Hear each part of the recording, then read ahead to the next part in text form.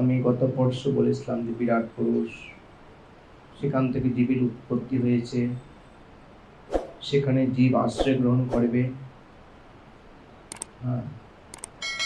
তার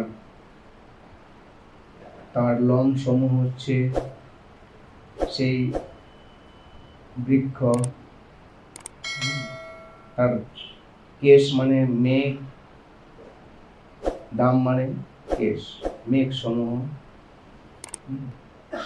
এভাবে তার গুহ্যদ্বার, তার বক্ষ, তার পৃষ্ঠ, তার পদ, এইভাবে বর্ণনা করা হয়েছে।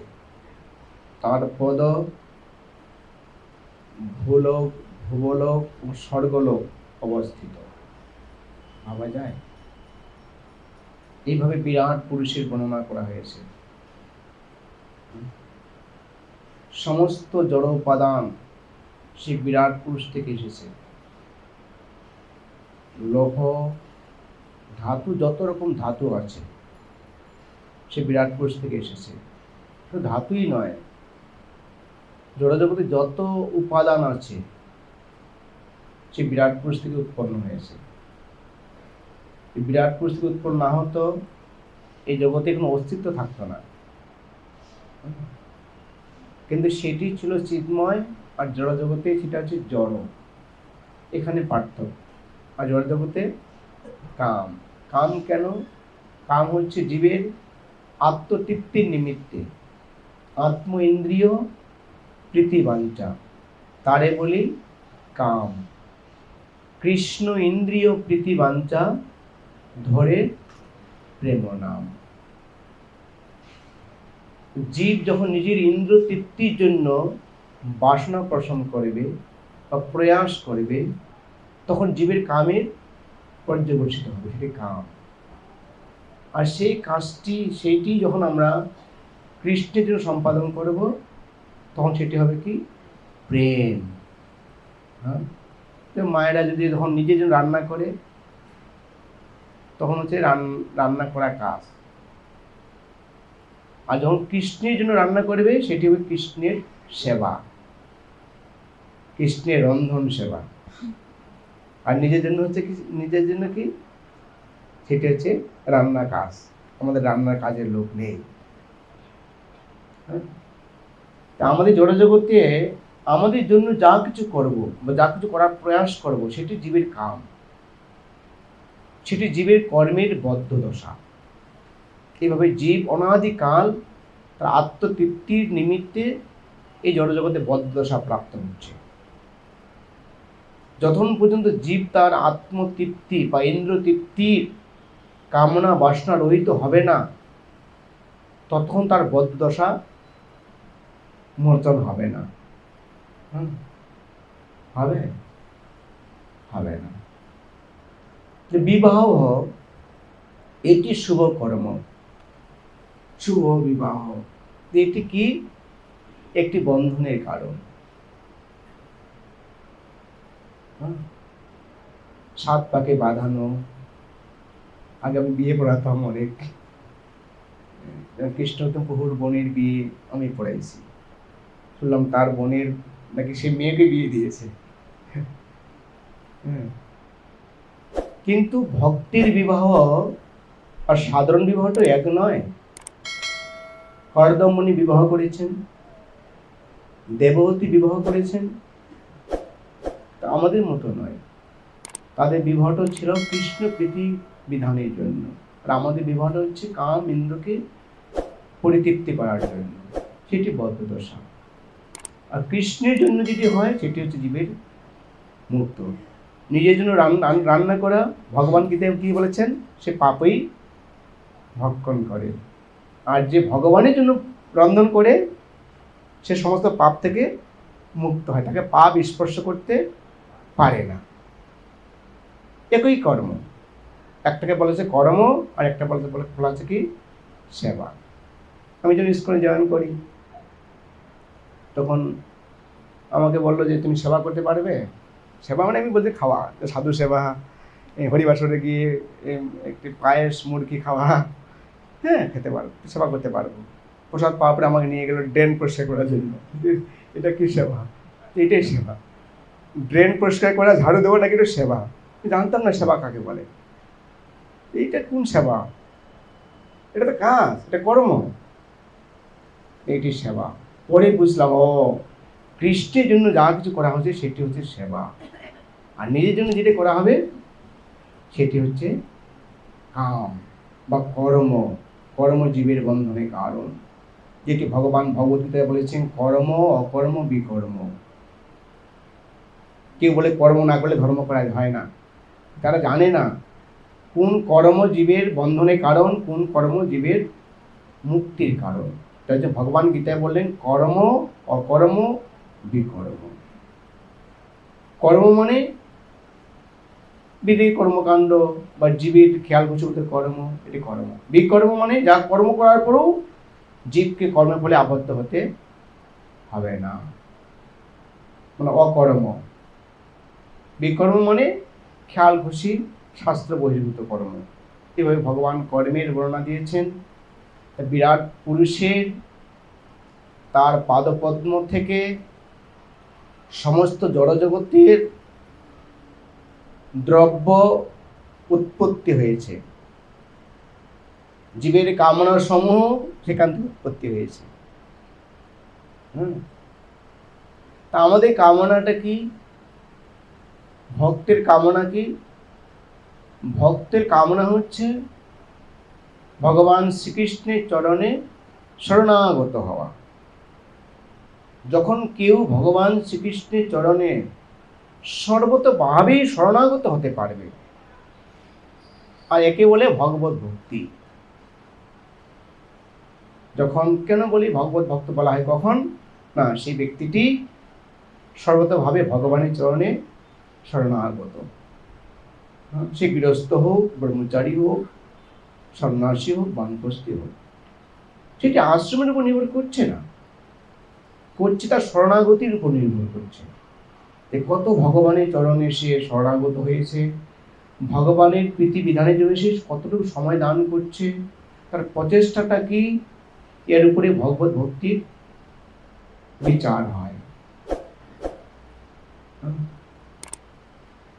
তার লক্ষণ প্রকাশ পায় যে এ ভগবত ভক্ত, এ ভগবত ভক্ত নয়, এ পণ্ডিত, এ ভক্ত। রোগীর লক্ষণ পায় না, সে কোন রোগের রোগী। আমরা এখন এই যে বিশ্ব মহামারী করোনা, এরও একটা লক্ষণ আছে, ডায়রিয়ার একটা লক্ষণ আছে, আছে না? মাথার ব্যথার একটা লক্ষণ আছে। কিন্তু ভগবত ভক্তর লক্ষণ আছে। লক্ষণ কি ভগবত হতে পারবে না?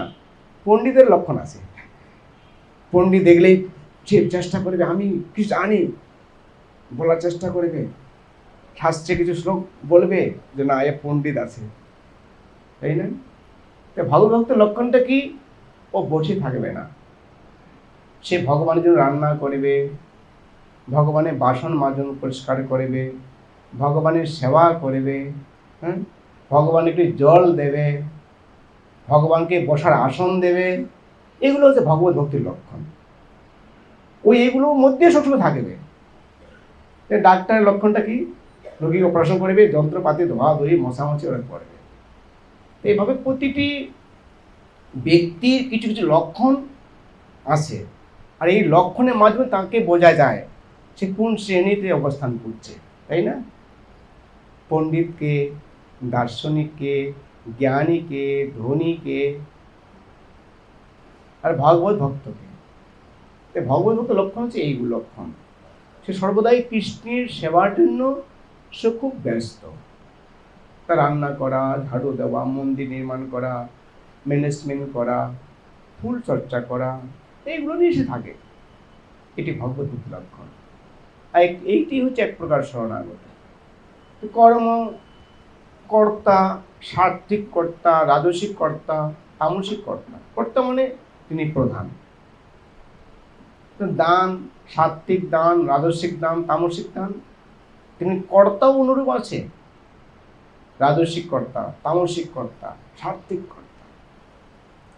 রাজসিক সে কর্মের ফলটাকে নিজের মধ্যে দেখাবে, আমি এটা করলাম, আর করতে পারলো না সে হতাশা হয়ে যাবে, আয় আয় আমার সুনামটা থাকলো না, রক্ষা পেল না, কি করব, কি করে লোক মুখে মুখটা দেখাবো, লজ্জা পেয়ে যাব। রজোগুণী। কি সত্যগুণী কর্তা কি? তিনি নিরন্তর সেই ভগবান শ্রীকৃষ্ণের সেবা করবে যতক্ষণ পর্যন্ত সেটি সুসম্পন্ন না হয়। সুসম্পন্ন না হয়ে থাকে, সে হতাশা হবে না। আমি চেষ্টা করেছিলাম, কৃষ্ণ হয়তো আমার দ্বারা এটি করতে চায়নি। সে শান্ত। কৃষ্ণ তো আমাদের এটি করতে চায়নি, কিন্তু সে চেষ্টার ত্রুটি করবে না। এটাকে ভুল ব্যাখ্যা দেওয়া যাবে না। অনেকে বলে কর্ম যখন জগতে বন্ধ হয়ে গেল না, কর্মই ছেড়ে দিলাম, নিজের তৃপ্তির জন্য যখন এটা রজগুণী কর্ম এটা পরিত্যাগ করল না। ভগবত ভক্ত অত্যন্ত দক্ষতার সঙ্গে সেই কর্মটি সম্পাদন না করা পর্যন্ত তার নিষ্ঠা রতি সেখানে নিবদ্ধ রাখবে সুসম্পন্ন করার জন্য।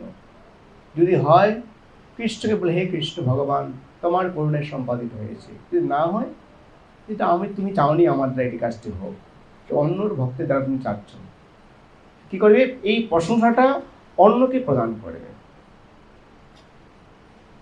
আর রজগুণী কর্তা মানে নিজেই সেটাকে ভোগ করবে। যদি সাকসেস হয়, সাফল্য হয়, নিজেকে দম্ভের সঙ্গে বলবে, আর সাফল্য না হলে ভেঙে পড়বে যে আমার মান সম্মান গেল। এই আছে।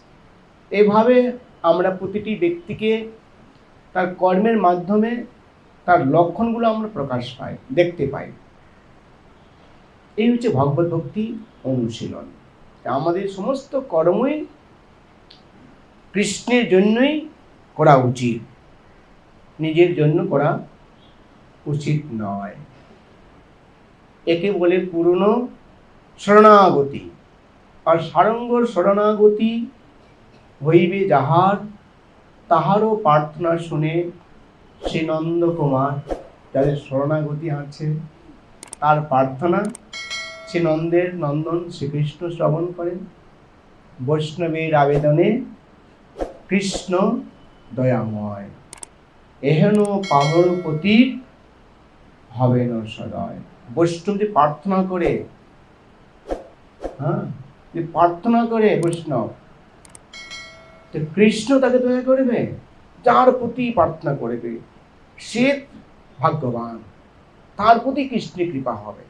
ছিল প্রভুপাদ প্রার্থনা করেছেন, হে ভগবান, হে চৈতন্যদেব, এই পাশ্চাত্যবাসীদেরকে তুমি উদ্ধার করো। তারা কি বৈদিক জ্ঞান জানতো?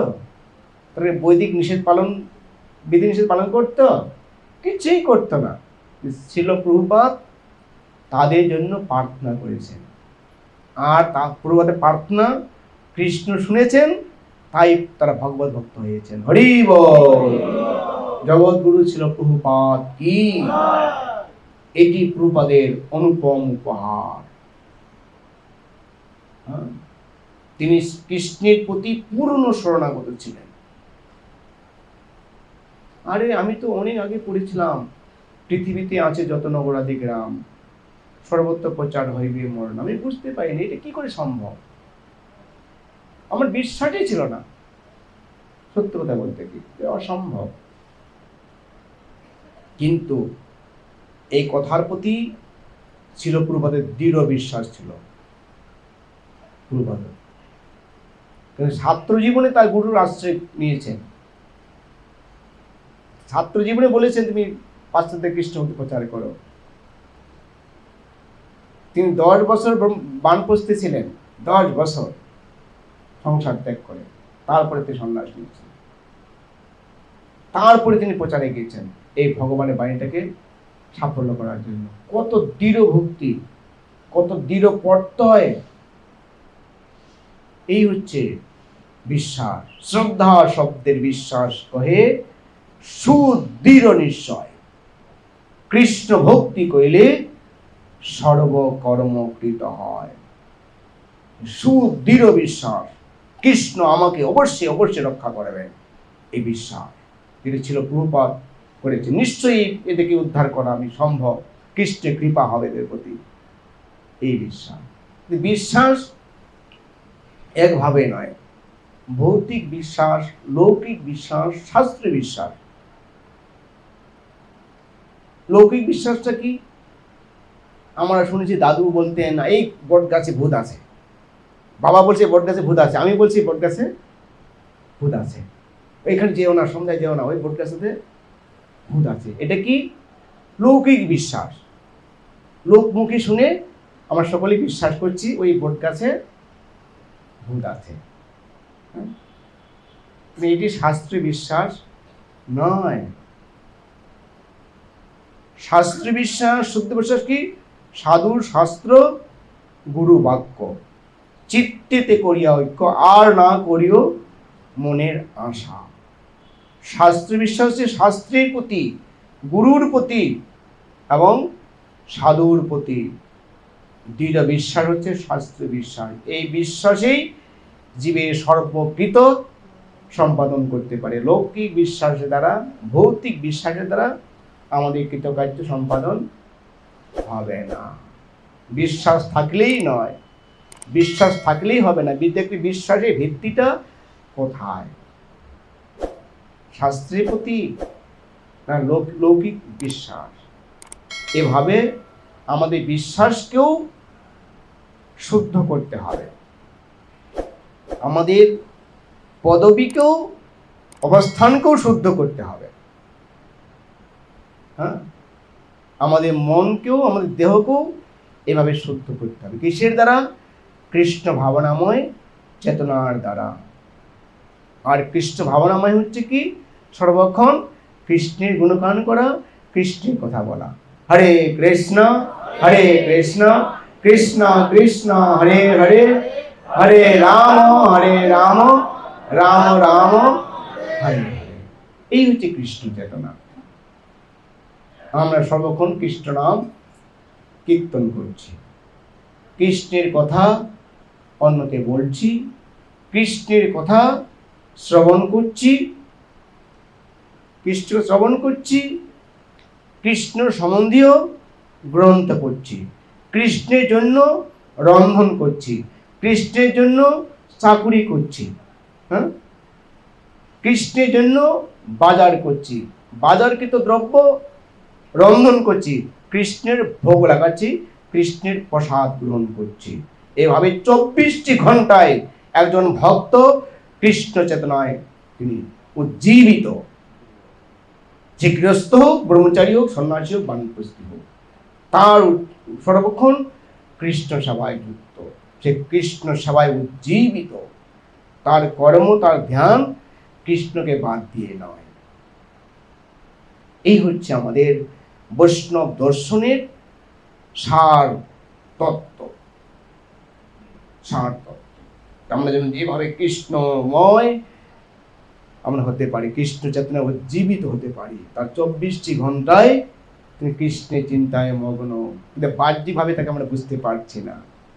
পাচ্ছি একটি মেশিনের, এই মেশিনটার উপরে কিচ্ছু নেই, আছে ভিতরে তার সব কিছু পুক্ত, তাই বলে সেই কথাটা এখান থেকে ছড়িয়ে দিচ্ছে।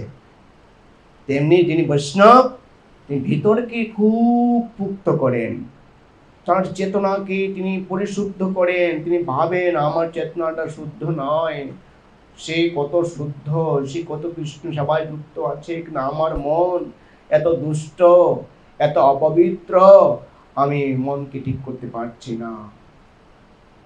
তিনি বলবেন অপবিত্র পবিত্র বা সর্বাবস্থানগত হপি যৎশরীর পুণ্ডরীকাক্ষ সবাজ্য অভ্যন্তর শুচি। আমার হৃদয়টি অপবিত্র, আমার দেহ অপবিত্র, শব্দ অপবিত্র।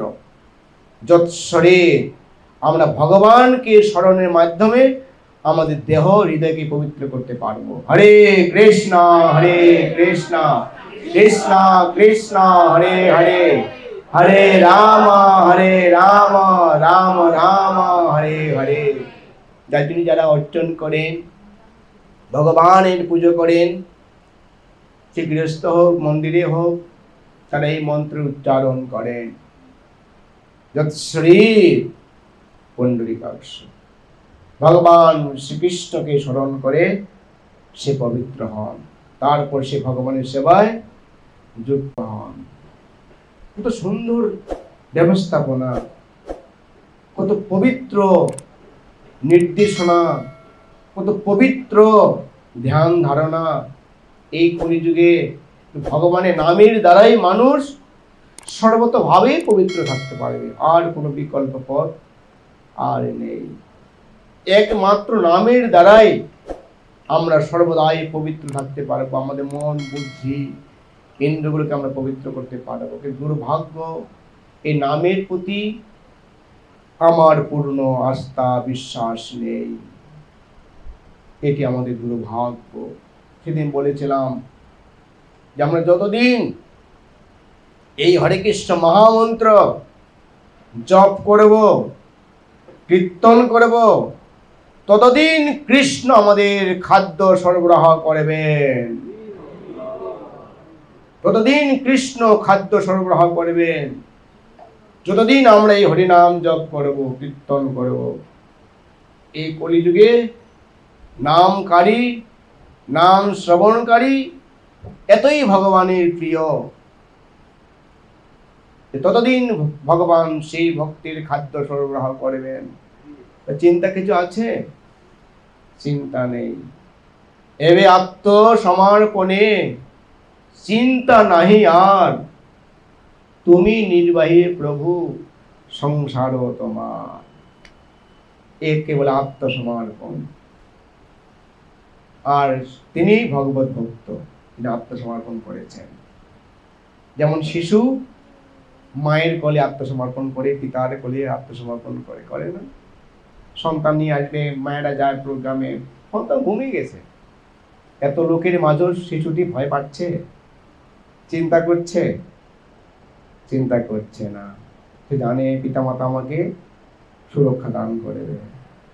বড় হচ্ছে, কোন স্কুলে পড়বে, কে বেতন দেবে, পূজার সময় কে কাপড় জামা কাপড় দেবে, চিন্তা করছে? কে চিন্তা করে? পিতামাতা চিন্তা করছে।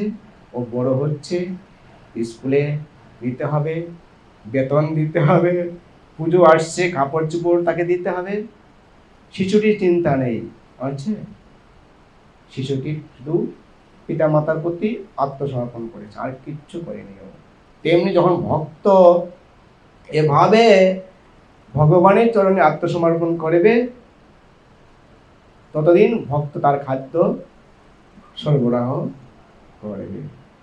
শিশুটির খাদ্য যেমন সরবরাহ করছে পিতামাতা, ভগবানও ভক্তের খাদ্য সরবরাহ করেন। আমরা দেখতে পাই ধনী লোকের ছেলে যদি বাবার আনুকূল্যে থাকে, বাবাকে সাহায্য করে, সে পরিবারে একসময় অধ্যক্ষ হয়ে যায়, হয় না? পুরো মালিক হয়ে যায়, সে পিতার ঐশ্বর্য আদি ভোগ করে, করে না? সে পিতা বাধ্য যে ব্যবসায়ী। অনুরূপভাবে আমরা যদি কৃষ্ণের আনুকূল্যে, কৃষ্ণের অনুগত হয়ে কৃষ্ণের সঙ্গে, কৃষ্ণের সেবার সঙ্গে যুক্ত থাকি, যুক্ত হই, কৃষ্ণের ঐশ্বর্য আমরা ভোগ করব। হরি বল, ভোগ করবো না? ধনীর ছেলে পিতার অনুগত হলে সে তার পিতার ঐশ্বর্য আদি ভোগ করে, সে পরিবারে অধ্যক্ষ হয়। আর আমি আরো সহজভাবে বলতে যাচ্ছি, ধনীর ছেলে ধনীর মতো খায়, ভিখারির ছেলে ভিখারির মতো খায়, আর কৃষ্ণ ভক্ত কৃষ্ণের মতো খায়। কৃষ্ণ যত রকম খায়, তার ভক্তও তত রকম খায়, খায় না? তো বোঝা যাচ্ছে যে আপনি কার আশ্রয়ে থাকবেন। যত রকম কৃষ্ণের ভোগ হয়, কে খায়? কৃষ্ণ ভক্তরা খাচ্ছে। হে কৃষ্ণ সন্তান, মাময় বাংশ জীবলোক জীবভূত সনাতন। ভগবান বললেন প্রতিটি জীব আমার নিত্য, আমার সনাতন অংশ। কেউ বিশ্বাস করুক আর বিশ্বাস না করুক। পিতামাতার যেমন অংশ আমরা অবিশ্বাস করতে পারবো না, অস্বীকার করতে পারবো না। তেমনি আমরা ভগবানের অংশ, এটি অস্বীকার করার কিচ্ছু নেই। যদি অস্বীকার করি, এটি আমাদের অজ্ঞানতা, এটা আমাদের মেঘাচ্ছন্নতা, এটি আমাদের বুদ্ধিহীনতা। ভগবান বলছে প্রতিটি জীব আমার নিত্য সনাতন অংশ। এভাবে আমরা 24টি ঘন্টায় জয় জগন্নাথ বলদেব সুভদ্রা মহারানী কি, জগৎ গুরু ছিল প্রভুপাদ কি, এভাবে আমরা প্রতিটি ঘন্টায় প্রতিটি সময়ে কৃষ্ণ ভাবনাময় থাকতে পারি আমাদের কৃষ্ণ সেবার মাধ্যমে দ্বারা। রাস্তাঘাটে বেড়ানো, বাজার করানো, চাকরি করানো, ব্যবসা করানো, সবটাই কৃষ্ণের জন্য। একে বলে কৃষ্ণ ভাবনাম মৃত। অমৃত, অমৃত খালে পান করলে জীবের মৃত্যু হয়? মৃত্যু হয় না। যখন এভাবেই সেই দৈনন্দিন এই অমৃত পান করবে, সে আর অমরত্ব লাভ করবে। ভক্তি রসামৃত সিন্ধু, ভক্তির রসের সিন্ধু সমুদ্রকে আপনি এটাকে নিয়ন্ত্রণ করতে পারবেন? এটা অপরিসীম। তেমনি ভক্ত ভক্তি রসামৃত সিন্ধুতে ভক্ত নিমজ্জিত। ভক্তের আনন্দের আপনি দয়ার আপনি কোনোদিন সীমাবদ্ধ আনতে পারবেন না। ওহে বৈষ্ণব ঠাকুর দয়ার সাগর, এ দাসে করুণা করো। আমাকে সাগর না, আমাকে এক বিন্দু দিলেই আমাদের জীবন ধন্য, অতি ধন্য। আর বৈষ্ণব দয়ার সাগর, ভক্তির সিন্ধু, আপনি এর পরিসীমা কোনোদিন করতে পারবেন না, আমরা পারবো না।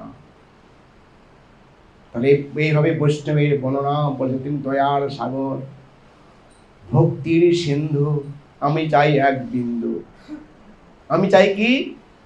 এক বিন্দু, এক বিন্দু ভক্তি জগৎকে ডুবিয়ে দেবে। কৃষ্ণ প্রেমা সুকা সিন্ধু, পাই তব এক বিন্দু, সেই বিন্দু জগৎকে ডুবায়। কৃষ্ণ প্রেমের যদি এক সুখের সিন্ধু আমাদের হৃদয়ে এক বিন্দু স্পর্শ করে, জীবন ধন্যাতি ধন্য হয়ে যাবে। আমরা যদি মনে করি হে ভগবান, তোমাকে ডাকবার, তোমার সেবায় যুক্ত হওয়ার আমার যোগ্যতা নেই, তুমি দয়া করে আমাকে বঞ্চিত করো না। তুমি যদি বঞ্চিত করো, আমার আর অস্তিত্ব রক্ষা পাবে না। তুমি অনাদিকাল ধরে এই জগতে বারবার জন্মগ্রহণ করছি, বারবার মৃত্যুবরণ করছি, দুঃখময় সংসারে পতিত হয়েছি, তুমি এবারে আমাকে করুণা করো। এইটা হচ্ছে আত্মসমর্পণ। আমাদের প্রতিদিনই ভগবানের চরণে প্রার্থনা করতে হবে। যখন এই পৃথিবী ভারাক্রান্ত হয়েছিল,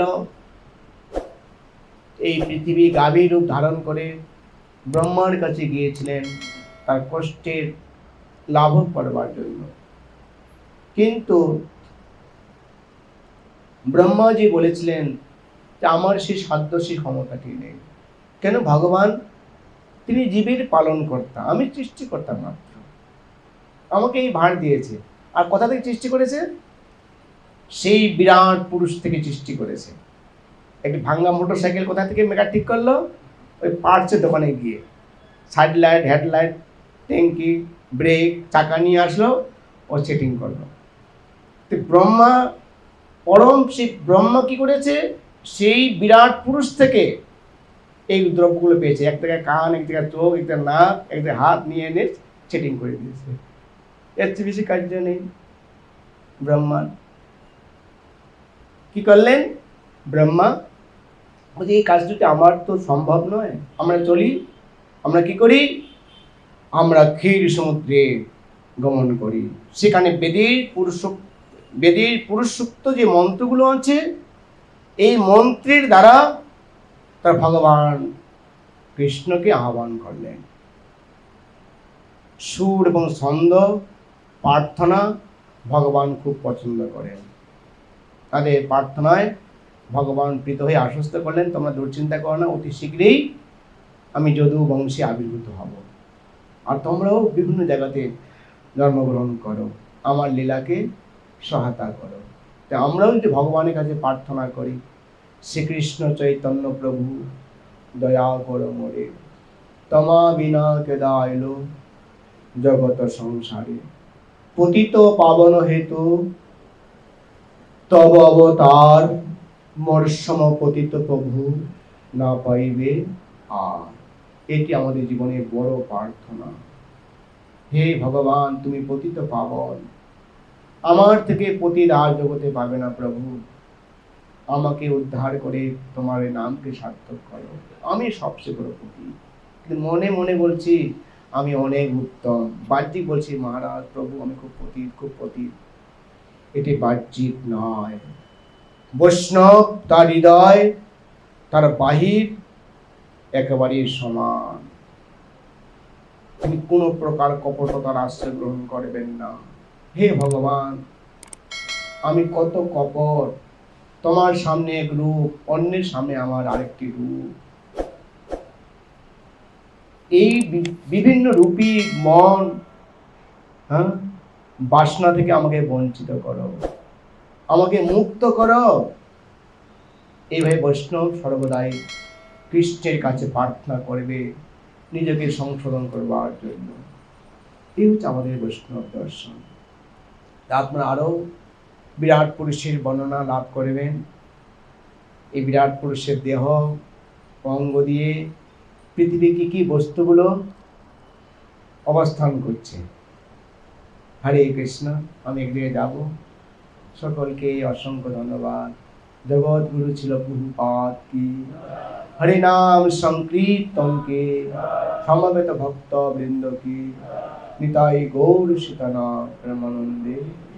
হরে হরে বল। হরে কৃষ্ণ। সুদন্ন।